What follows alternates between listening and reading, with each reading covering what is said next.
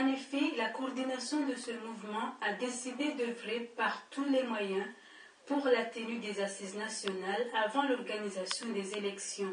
Selon la dite coordination, il est nécessaire de dresser un bilan à la fois de 40 ans d'indépendance et de 14 ans de tournante. Un bilan qui doit déboucher sur une vision commune du pays et des institutions à léguer aux futures générations. Selon la résolution, Dr Mokhtar Ahmed Sharif trouve que ces assises constituent la seule voie pour une sincère réconciliation entre les Comoriens. Il est temps. Mais nous allons tendre la main jusqu'à quand? Nous ne savons pas vivre avec ce que nous avons. Mais nous voulons tendre la main, nous voulons vivre au-dessus de nos moyens alors que nous n'en avons pas. Non, on ne peut pas. La communauté internationale n'acceptera pas tous les jours de nous donner de l'argent pour faire des élections. Mais ce n'est pas vrai. Il faut qu'on trouve des moyens. À nous, il faut qu'on trouve des solutions pour notre propre vie, pour notre propre survie. Mais on ne peut pas tout le temps étendre la main. C'est pour ça que nous disons que ces assises sont nécessaires. Et je regrette énormément, sincèrement, que le gouvernement refuse. Ce sont des Comoriens, ce sont des patriotes, ce sont des responsables. Nous avons tous été responsables. Moi, je ne vis pas le gouvernement tout seul, mais nous avons tous été responsables de ce pays. Nous avons peut-être mal géré.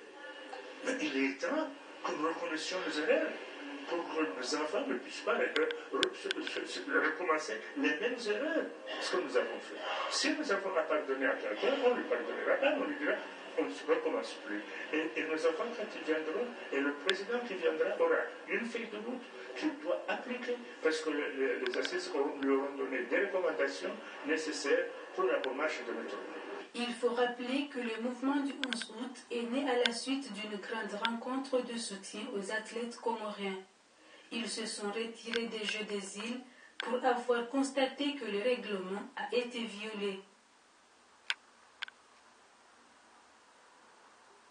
Le collège électoral est déjà convoqué il y a de ça 3 jours.